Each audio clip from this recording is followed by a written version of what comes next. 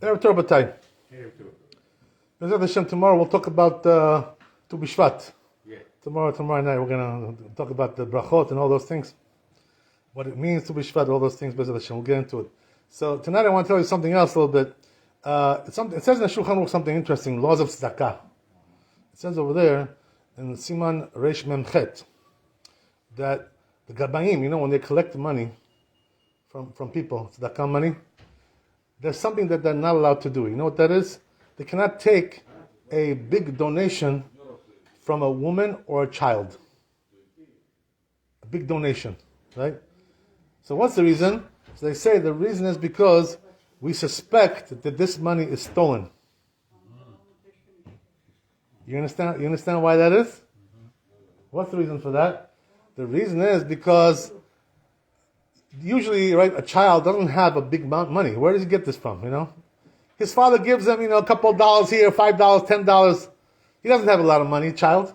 So where did he get $1,000? Child, 1,000, 10,000. He stole this money. Where did he get it from? Nobody gives a child this kind of money. So that's why you're not allowed to take it. Same thing, right? So what about also the same thing with the woman, right? So what's the thing with the woman? The rule is like this. You have to understand this a little bit, right? There's a rule in halakha. It says whatever the wife makes, in her job, this belongs to her husband. She has to give it to her husband.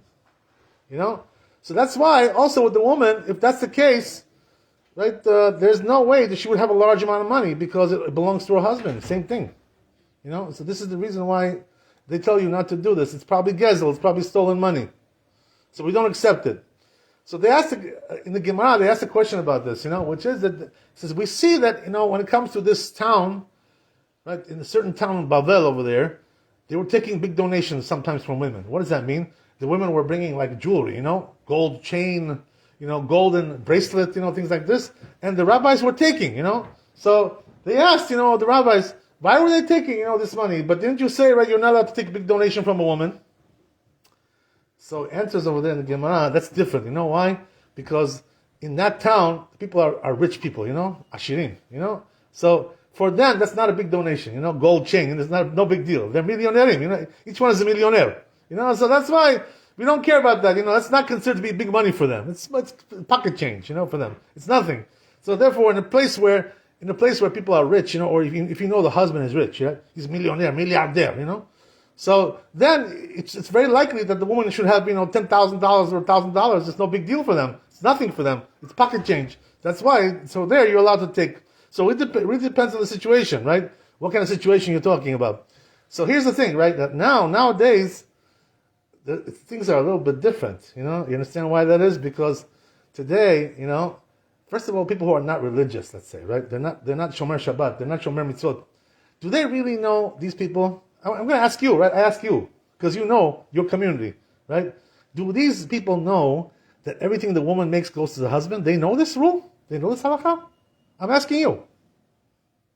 What do you say? I don't know. Some of them do, some of them not. Some of them, yeah. I would say that, that the people who are not religious, they don't know this halakha, the husband is not going to go to his wife and say, you know what, give me all your money. He's not going to do that, right?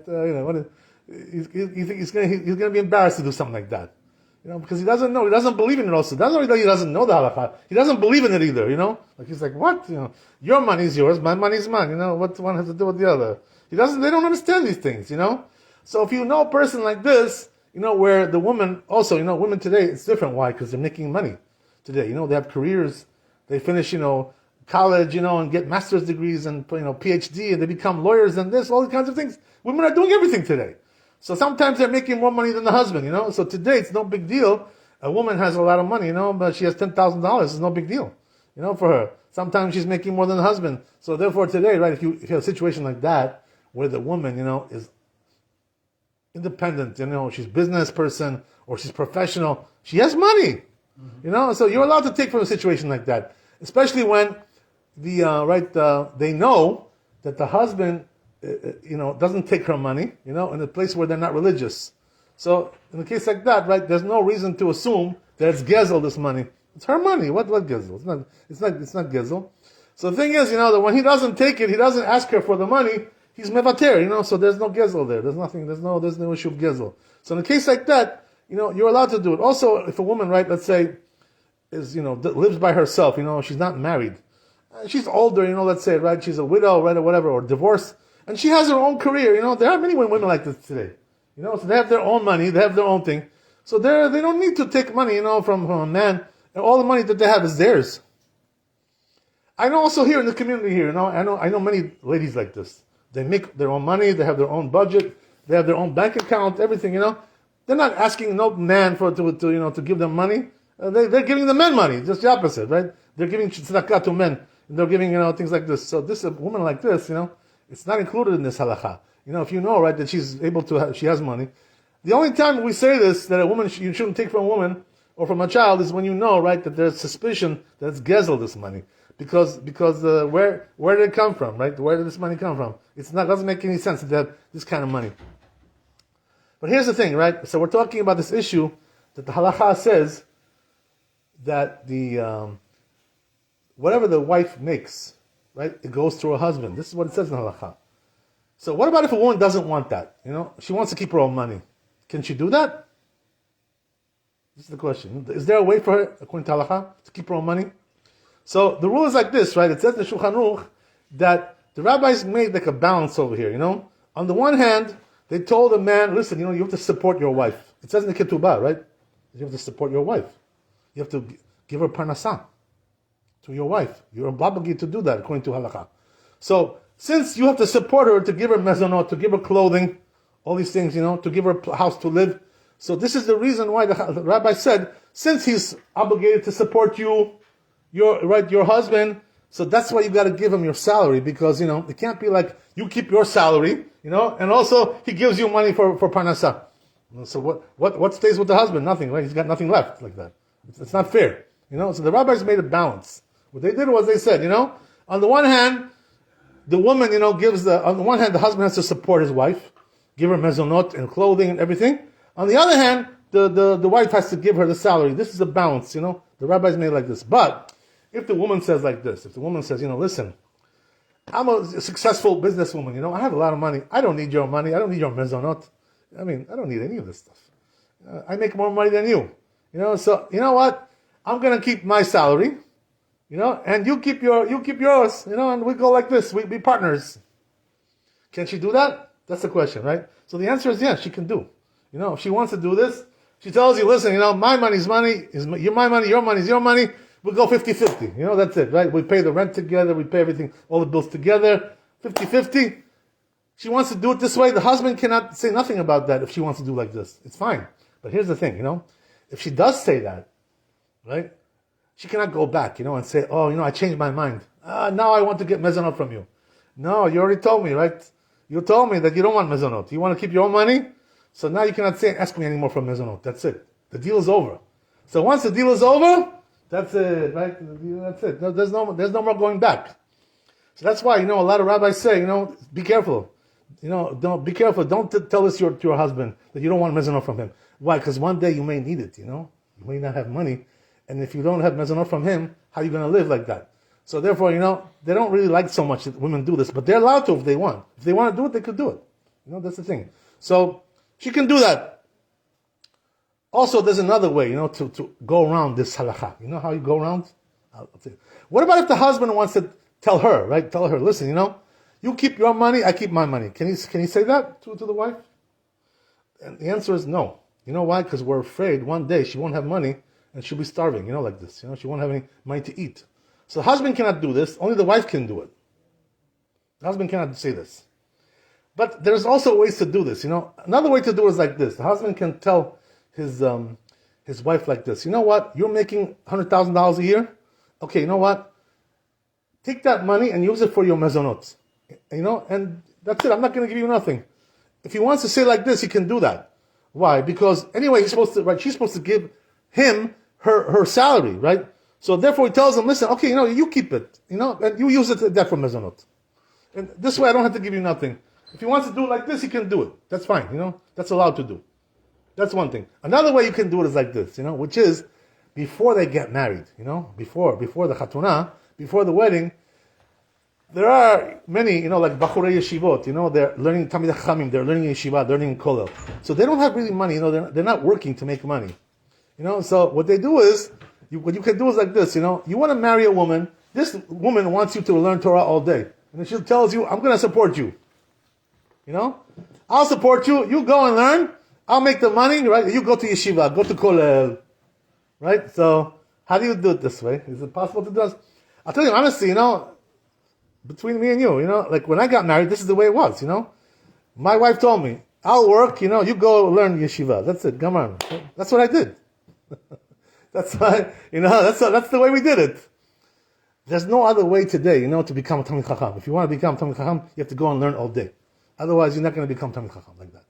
Just by, half hour, hour over here, half hour. That's not going to help. That's not going to make you Talmid Chacham.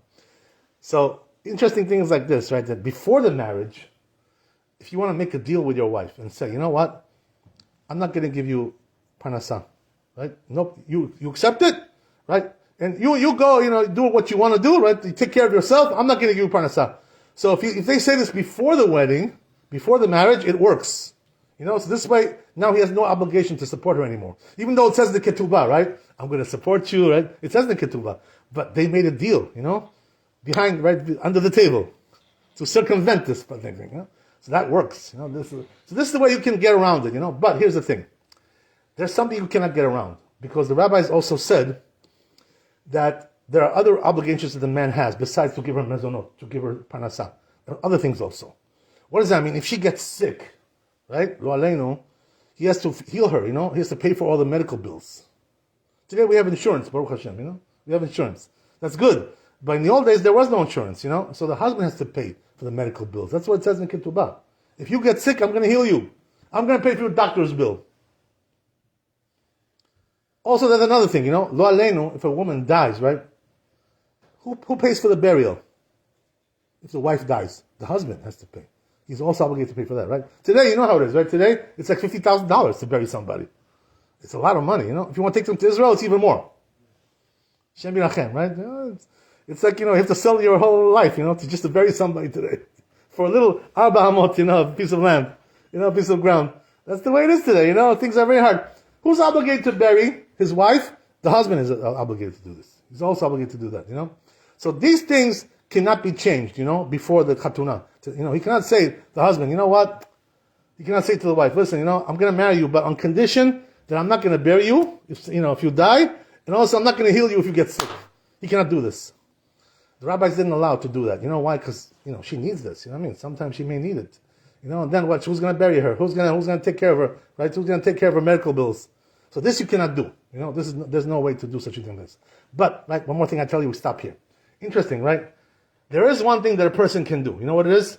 If lo aleinu, if his wife gets sick, and she's very sick, like for a long time, it's going to be like a few years, treatment, for years.